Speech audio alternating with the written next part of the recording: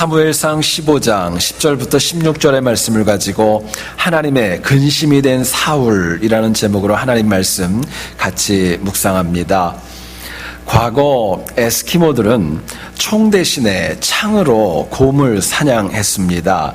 하지만 곰은 어지간한 창으로 공격을 해도 끄떡도 하지 않은 강한 짐승입니다.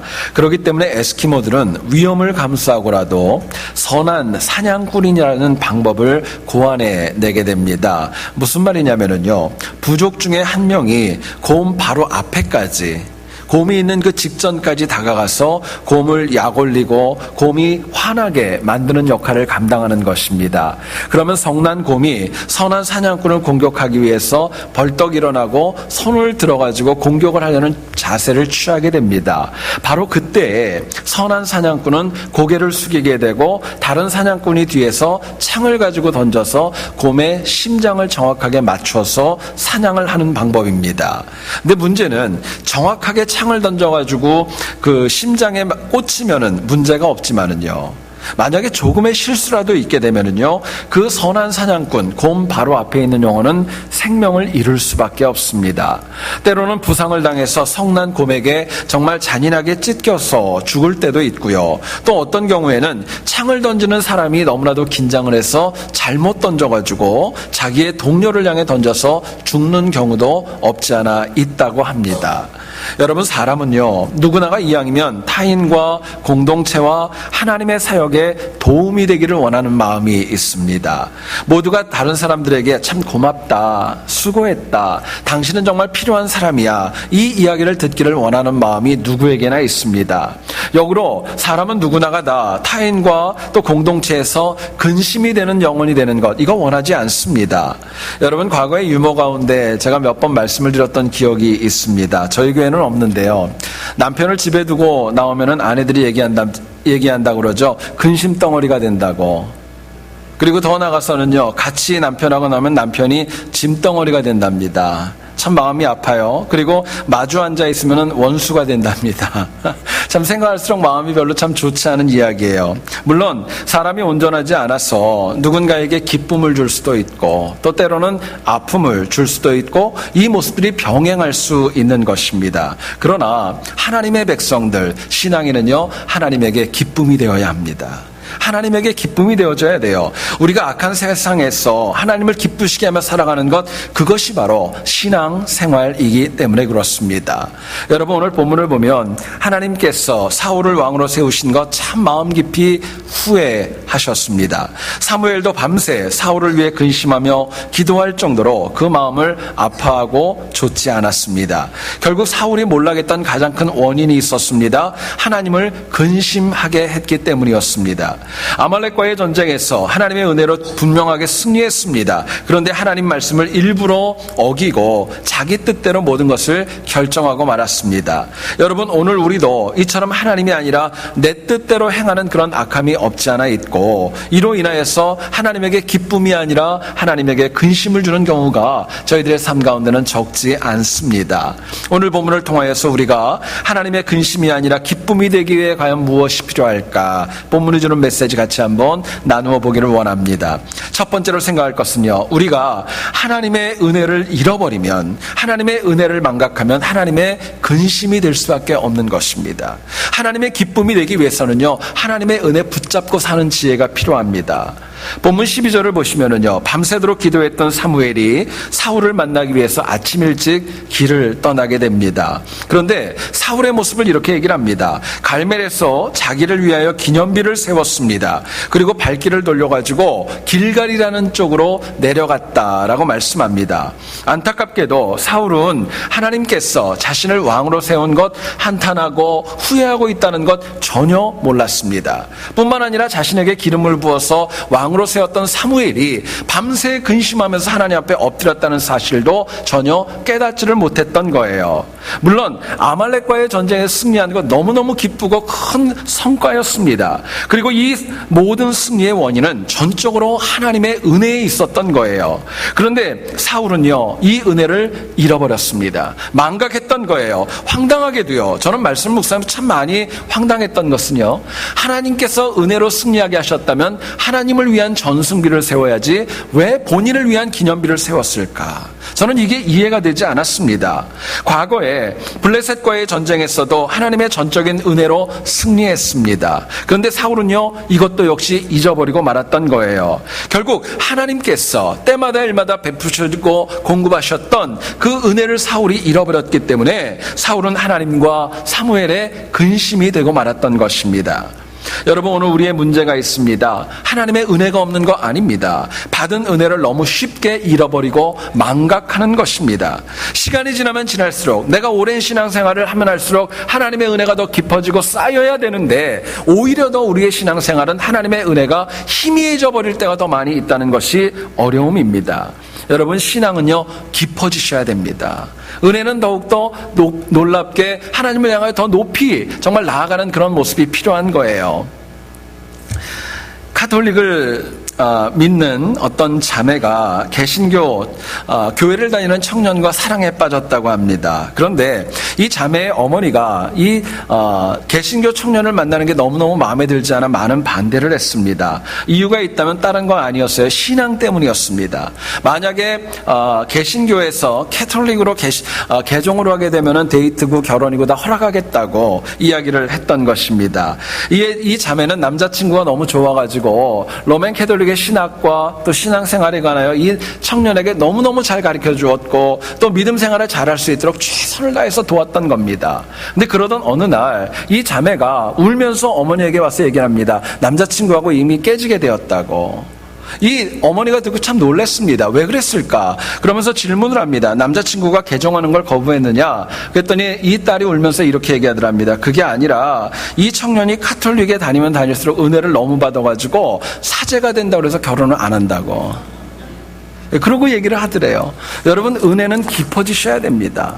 자, 그렇다면 우리가 잃어버린 하나님의 은혜를 회복하려면 과연 어떻게 해야 할까요? 본문은 저희들에게 이렇게 얘기를 합니다. 사울이 정말 은혜를 회복하려면요, 돌이켜 다시 하나님의 명령대로 살아가셔야 되는 겁니다. 돌이키는 것입니다. 그래야 은혜가 있는 거예요. 13절을 보시기 원합니다.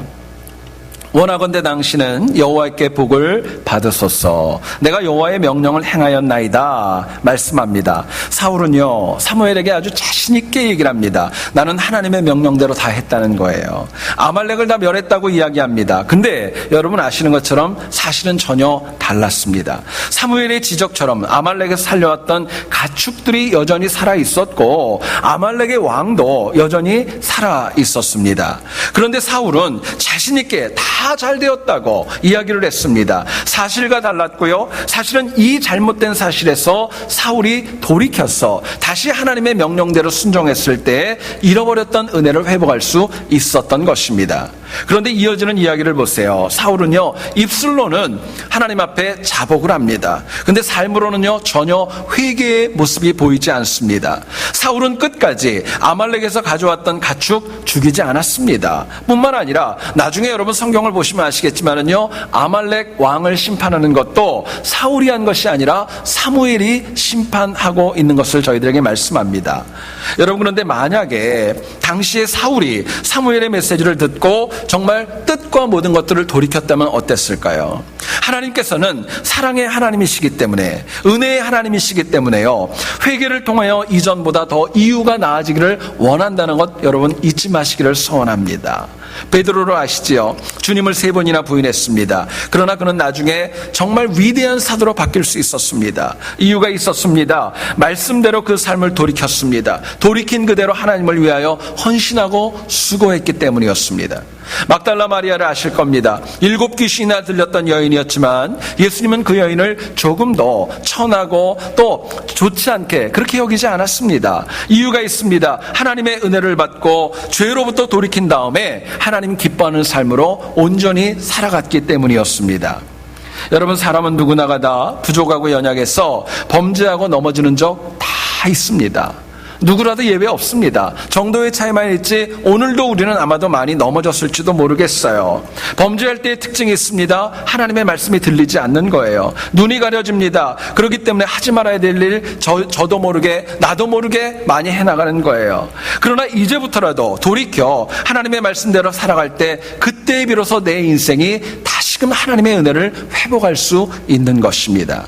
과거의 범죄와 죄악이 다 덮어집니다. 과거에 잘못했던 모든 것들을 이겼다는 하나님의 인정과 상급도 내가 돌이킴으로 인하여서 받을 수 있는 것입니다.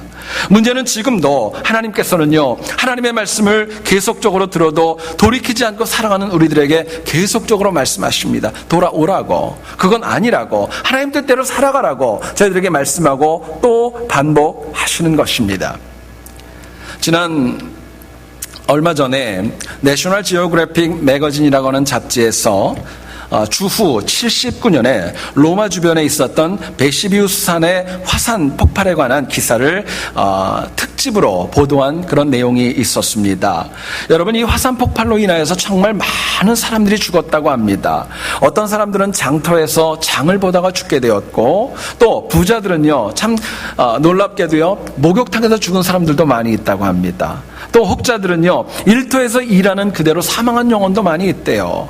가장 참혹스러운 것은 어떤 극장에서는요, 영화와 어떤 공연을 보는 가운데 갑작스러운 화산 폭발로 인해서 3,000명이 무려 동시에 죽은 그런 아픈 상처도 있다고 합니다. 근데 문제는 이 베시비우스 화산이 폭발하기까지 갑자기 이루어진 것이 아니라는 것이지요. 전조가 있고 경고가 있었다는 겁니다. 특별히 폭발하기 며칠 전에는 검은 연기가 뿜어나오기도 했고, 또 그 지역 사람들은 그럼에도 불구하고 이 경고를 무시했고 그냥 자기들의 일상생활을 하루하루 살아갔던 것입니다. 그런데 만약에 그들이 그 징조를 보았고 깨달았고 돌이켰다면 어쩌면 이렇게 많은 인명피해는 없었을지도 모르겠습니다. 여러분, 안타깝지만은요, 베시비우스 화산은 오늘 사는 우리에게 참 큰 경고와 메시지를 전해줍니다. 여러분, 지금도 우리가 믿는 성령 하나님께서는 우리에게 바른 것들을 말씀하십니다.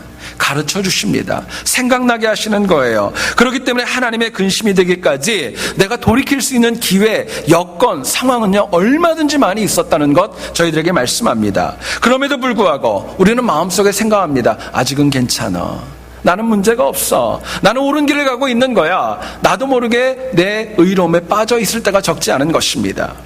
여러분, 제 얘기를 잘 들어보세요. 사람이요, 자기 자신을 너무 비하하고 자기 자신을 너무 연약하고 부족하게 보는 것, 그거 하나님 기뻐하는 거 아닙니다. 그러나 역으로 나는 잘하고 있다고 얘기하는 자기 의로움에 빠지는 것, 이것도 작은 문제는 아닙니다. 여러분, 본문에 등장하는 사울이 가지고 있는 문제가 있습니다. 나는 잘하고 있다는 거예요. 아말렉과의 전쟁, 하나님 말씀하셨음에도 불구하고 제대로 했다고 하는 그 자기 의로움에 빠졌던 겁니다. 그렇기 때문에 스스로 무엇을 하는지도 모르고 여호와의 명령을 내가 다 했다고 사무엘에게 호언장담하며 나아갔던 것입니다. 그런데 여러분, 결정적으로 중요한 차이가 있었어요. 사울이 생각하는 생각과 하나님의 생각은 달랐던 것입니다. 같지 않았던 겁니다. 여러분, 우리가 항상 나는 잘하고 있어, 내가 옳아, 이렇게 교만한 것처럼 엄밀히 얘기하면 큰 문제 없다는 것입니다. 여러분, 이처럼 자기 의로움에 빠진 삶은요, 자기는 기쁠지 몰라요. 그런데 하나님에게는 근심이 되는 것입니다. 여러분이 잊지 마셔야 됩니다. 정말 하나님의 기쁨이 되기 위해서는요, 내가 정말 말씀대로 살아가고 있는지, 내가 은혜를 붙잡고 있는지, 내가 은혜를 잃어버리고 있지는 않은지 날마다 확인하는 지혜가 저희들에게 필요한 것입니다. 여러분, 우리 하나님께서는요, 우리가 아무리 큰 죄를 짓는다 할지라도 다시 말씀대로 돌이키는 영혼은 절대로 외면하지 않습니다. 절대로 외면하지 않아요. 탕자를 받아주셨습니다. 밧세바를 범했던 다윗, 하나님 앞에 진심으로 회개했을 때 하나님 그 영혼을 받아주셨고 새로운 길을 열어주셨습니다. 결국 우리는 충분히 남은 우리의 삶을 하나님의 근심이 아닌 기쁨으로 살아갈 수 있음을 믿습니다. 살아갈 수 있어요. 또한 다시 하나님의 말씀대로 살아서 살리고 세우고 덕을 끼치는 삶, 살아갈 수 있는 능력이 우리에게 이미 있는 것입니다. 여러분, 이것을 믿기를 원해요. 그래서 남은 우리의 인생이 정말 항상 주시는 하나님의 말씀대로 때로는 돌이키고 때로는 하나님의 말씀 붙잡고 살아가면서 주님이 주시는 은혜 잃지 않고 하나님의 기쁨 되는 우리 모두 될 수 있기를 주님의 이름으로 축원드립니다. 드립니다. 두 번째로 생각할 것은요, 우리가 자기 기준과 생각만 고집하기 때문에 하나님의 근심이 되는 거예요. 내 기준, 내 고집, 이것만 붙잡기 때문에 하나님의 근심이 되곤 합니다. 15절을 한번 보시기 원합니다.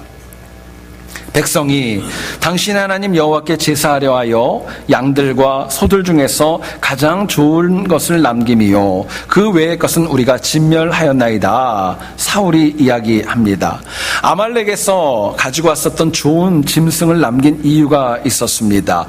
엄밀히 얘기하면요, 사울은 고백하는 거예요. 하나님을 위함이라고 얘기했습니다. 근데 사실은 맞지 않았어요. 하나님이 아니라 자기의 유익을 위하여 남겼던 것입니다.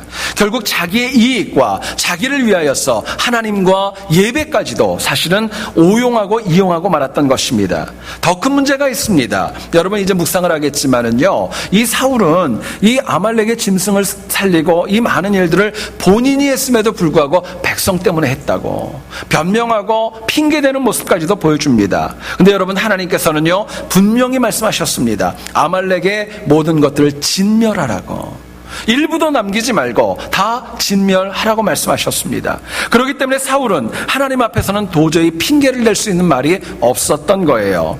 그럼에도 불구하고 사울은요 하나님의 명령보다는 자기의 뜻과 고집대로 행동하였습니다. 결국 사울은 조금의 재물 좀 남긴 그 가축으로 인하여서 기쁘고 경제적인 어떤 부유함을 조금은 취했을지 모르겠지만 하나님과 사무엘의 마음은 너무나도 아팠고 엄청난 근심거리가 되고 말았던 겁니다. 여러분 많은 분들이 믿음과 관련이 없고 하나님을 믿는 신앙과는 전혀 상관없는 고집으로 인하여서 하나님을 근심하게 할 때가 참 많이 있습니다. 많은 분들이 얘기를 합니다. 이것이 맞는 거라고, 이것이 소신이라고, 이것이 내가 가지고 있는 나름대로의 생각이라고 이야기합니다. 근데 엄밀히 얘기하면은요, 하나님 보시기에는요, 자기를 위한 고집과 아집과 자기 이익이 더 많이 앞에 있는 것 너무나도 많이 보며 살아갑니다. 어떤 마을에 굉장히 고집이 센 사람과 똑똑한 사람 사이에서 논쟁이 일어났답니다. 고집이 센 사람은 고집합니다. 4 곱하기 7이 27이라고. 47이 얼마예요? 28이죠. 똑똑한 사람은 얘기를 합니다. 아니라고. 왜 47이 27이냐고. 28이라고. 서로 아무리 얘기를 해봐야 그게 의견이 좁혀졌겠어요? 안 됐겠죠. 결국에는 둘이 한참을 싸우다가 고을 원님에게로 가서 재판에 결정을 청하게 되었습니다. 그런데 놀랍게도 고을 원님은요, 이 47은 27이라고 얘기했던 사람보다 47이 28이라고 얘기했던 사람의 죄를 묻고 곤장을 때렸답니다. 여러분 이 사람이 너무너무 억울했어요. 화가 났습니다. 이유를 몰랐습니다. 원님에게 컴플레인하기 시작했어요. 왜 내가 맞아야 되고 왜 내가 틀렸는가 물어봤답니다. 그때 원님이 웃으면서 그렇게 얘기하더랍니다. 47은 27이라고 고집하는 놈과 싸우는 네가 더 어리석다. 그런 고집 가지고 있는 사람하고 싸우는 네가 더 문제다. 그러면서 책망하더랍니다. 여러분 오늘 우리의 문제가 있습니다. 하나님을 믿고 하나님을 따르고 하나님을 사랑한다고 하면서 내 고집, 내 자아가 훨씬 더 많습니다. 내가 하나님을 따라가는 것 아닙니다. 하나님이 나를 따라오셔야 그 하나님이 은혜로운 하나님이 되는 것입니다. 자, 그렇다면 우리가 고집과 내 생각만 주장하는 모습 이기기 위해서 어떻게 해야 될까요? 내 고집과 생각 어떻게 하면 이길 수 있을까요? 본문은 저희들에게 이렇게 얘기를 합니다. 우리가 하나님을 처음 만났던 첫사랑을 다시 찾는 것입니다. 처음의 사랑을 찾으면은요, 그 다음부터는 내 생각, 내 기준으로 살지 않는다는 것입니다. 여러분 오늘 본문의 사울은요 참 이해가 안 갈 정도로 많이 넘어져 있습니다. 그런데 사울이 처음 사무엘을 만나고 기름 부음을 받고 왕이 되었을 때는요 오늘의 본문의 모습과는 너무나도 달랐습니다. 사울은 하나님께서 사무엘을 통해 말씀하시는 것 전혀 토달지 않았습니다. 다 받아들였습니다. 다 순종했어요. 말하지 말라면 하지 않았고 기다리라고 하면 기다렸고 억울하고 아파도 잘 참아냈습니다. 그런데 오늘 본문을 보세요. 사울은 이처럼 간절했던 첫사랑을 다 잃어버렸습니다. 완전히 딴 사람이 되어져 있었습니다. 하나님은 분명하게 멸하라고 얘기하셨는데 그거 멸하지 않았고 살려두었고 자기 변명과 핑계로 합리화시키면서 사무엘까지도 정말 놀라게 하는 그런 모습을 저희들에게 보여주고 있습니다. 여러분, 블레셋을 이긴 다음에 어쩌면 사울의 마음에 어느 정도의 자신감과 관록이 붙었는지도 모르겠어요. 그런데 자신감과 관록이 쌓인 것과 첫사랑을 잃어버린다는 건 분명히 별개의 문제입니다. 같은 거 아니에요. 자신감과 관록이 붙었다고 모두가 다 첫사랑을 잃어버리느냐? 그건 아니라는 것입니다. 틀렸다는 것입니다. 여러분, 하나님께서 이스라엘 백성들이 왕을 세워달라고 요청을 했을 때 사무엘도 너무 마음이 아팠지만 하나님의 마음이 더 많이 아팠고 참 많이 힘들어 하셨습니다. 그런데요, 여러분, 성경을 보게 되면은 사사기 8장 22절에 보면 이런 말씀이 나옵니다. 기드온에게 이르되 당신이 우리를 미디안의 손에서 구원하셨으니 당신과 당신의 아들과 당신의 손자가 우리를 다스리소서 이야기하고 있습니다. 만약에 기드온이 이스라엘 백성들의 이 요청에 응했다면요, 어쩌면 이스라엘의 초대왕은 기드온이 됐을지도 모르겠습니다. 그런데 기드온은요, 이스라엘의 제안을 거부합니다. 그리고 분명하게 얘기했어요. 여호와 하나님께서 너희를 다스릴 것이다. 이 얘기를 하면서 왕 될 것을 거부했던 거예요. 여러분, 기드온이 이렇게 왕을 거절했던 이유가 있습니다. 하나님을 향한 처음의 사랑, 그 은혜가 마음에 남아 있었기 때문이었습니다.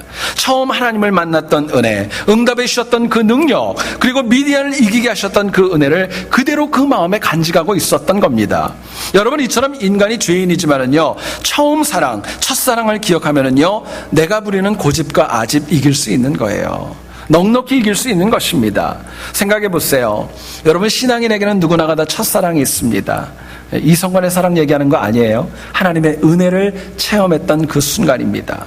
가장 순수합니다. 겸손하게 낮아진 때가 바로 첫사랑의 순간입니다. 자신이 가장 큰 죄인이라는 거 인지합니다. 살아계신 하나님 앞에 모든 것 다 내려놓을 수 있는 것, 첫사랑의 특징입니다. 하나님 주시는 모든 말씀 앞에서 고집 부리고 변명하고 핑계대는 것, 그것도 다 내려놓게 됩니다. 실제로 여러분, 우리가 어떤 직분을 받고 처음으로 사역을 시작할 때 보면은요, 이런 첫사랑 많이들 가지고 있지만 시간이 지나면서 잃어버릴 때가 우리에게 얼마나 많이 있는지 모릅니다. 말 그대로 처음에는요, 부름받아 나선 이몸 어디든지 가오리다 뜨겁게 찬양하지만은요, 나중에는 그게 남의 이야기가 될 때도 적지 않습니다. 여러분, 문제는요, 바로 이 첫사랑이 식고 사라지면서 과거의 내 고집과 아집이 다시 살아납니다. 섬기려는 자세가 다스리려는 자세로 나옵니다. 듣기보다는 말하려고 합니다. 죄인인 인간이 다스리고 말하려고 하는데 어떻게 여러분 하나님의 뜻에 온전히 맞을 수가 있겠어요? 하나님 기뻐하는 거 아닙니다. 만약에 내 신앙에 첫사랑의 그 은혜와 사랑이 가물가물하면요, 그 다음부터는 내가 하나님의 근심거리가 되는 시작이에요. 여러분, 잊지 마셔야 돼요. 그 다음부터 내가 하나님의 근심이 되는 것입니다. 미국의 가장 자랑스러운 문학가 중에 한 명을 꼽으라면 아마도 어니스트 해밍웨이를 꼽을 수 있을 겁니다. 사람들은 그분의 작품을 많이 기억하지만 그분의 최후에 관해서 아는 분들은 그렇게 많지 않습니다. 여러분, 해밍웨이는요, 영적으로는 물론 세상적으로 굉장히 풍요롭고 참 좋은 그런 환경의 가정에서 태어나서 성장했다고 합니다. 해밍웨이의 할아버지는요, 정말 미국의 부흥운동을 이끌었던 D.L. 무디의 사역자였다고 합니다. 동역자였대요. 아버지는 의사였다고 합니다. 그렇기 때문에 해밍웨이의 어렸을 때의 꿈은 선교사님으로 사역하는 것이었습니다. 당연히 해밍웨이는 어려서부터 교회에서 믿음 가운데 잘 자라며 성장을 했습니다. 그러나 그가 노벨 문학상 수상자로 성공을 한 다음에는요, 점점 더 하나님과의 영적인 거리가 멀어지기 시작합니다. 문학가로서 세계 최고의 정점에 쓰고 또 부와 명예와 모든 것들을 다 가지고 있었을 때 그는 이미 하나님과는 정반대의 자리에 서게 되었던 것입니다. 여러분, 어머니가 그 해밍웨이를 보고 그렇게 많이 간곡히 얘기를 했답니다. 다시 돌아오라고, 다시 하나님께로 오라고, 믿음을 회복해야 네가 살 수 있다고 그렇게 많은 이야기를 했지만 여러분, 나중에 해밍웨이는요, 권총으로 자살하며 생을 마감하게 되었습니다. 마지막으로 남긴 글의 내용이 이렇습니다. 나는 전지약이 다 떨어지고 코드를 연결하려고 해도 전원이 없어져 불이 들어오지 않는 라디오의 전광판처럼 외롭고 공허함 가운데 살아가고 있다. 아무것도 남지 않았다는 거예요. 그리고 스스로 자살로 생을 마감하고 말았던 것입니다. 여러분, 우리가 이 땅에서 물질로 풍요로운 것, 그거 가지고 하나님을 기쁘게 할 수도 있지만 안 그럴 수도 있는 거예요. 자녀들의 성공이 온전한 성공이 될 수 있는 거 아닙니다. 건강해서 계획한 것을 다 가지고 한다 할지라도 하나님이 기뻐할 수도 있고 안 기뻐할 수도 있는 거예요. 그런데 하나님이 정말 기뻐하는 것이 있습니다. 딴 것이 아니라 내가 처음 받았던 은혜를 잊지 않고 살아가는 것입니다. 처음에 가지고 있었던 그 뜨거움과 간절함과 말씀 사모와 겸손함이 하나님을 기쁘시게 하는 능력이 되는 것입니다. 여러분, 이 시간에 한번 스스로에게 물어보세요. 여러분들의 삶에는 내 고집과 아집이 많이 있으세요? 아니면 하나님을 향한 첫사랑이 더 많이 있으세요? 어떤 답이 나오십니까? 뭐라고 답변할 수 있으시겠어요?